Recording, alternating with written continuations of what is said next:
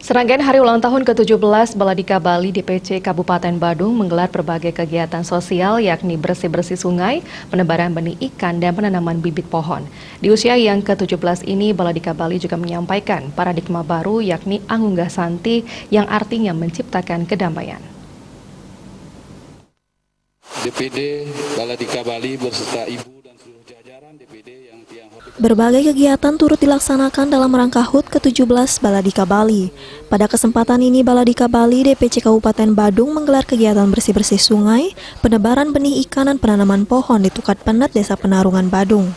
Kegiatan dihadiri langsung oleh Ketua Umum DPD Baladika Bali, Igbagus Alit Sucipta, serta anggota DPRD Kabupaten Badung, diantaranya I Gusti Lanang Umbara, Made Yudana, dan Iputu Yunita Oktarini.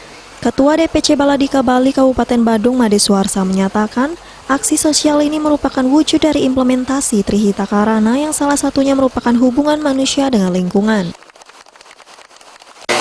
DPC Baladika Bali rangkaian HUT Baladika Bali ke-17 yang puncaknya nanti akan dilaksanakan tanggal 5 Mei.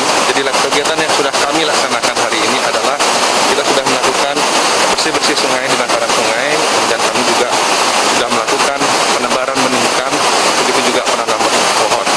Jadi ini terkait daripada moto daripada Baladika Bali saat ini, bahwa kami akan bersinergi dengan semua, bahwa kami adalah organisasi yang benar-benar bisa bermanfaat di masyarakat dan kami bisa menjadi garda terdepan di masyarakat. Di kegiatan ini adalah terkait dengan Trihita Karana.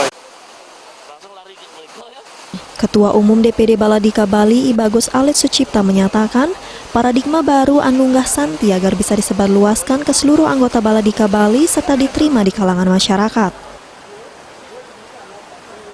Paradigma baru Baladika Bali adalah Angunggah Santi.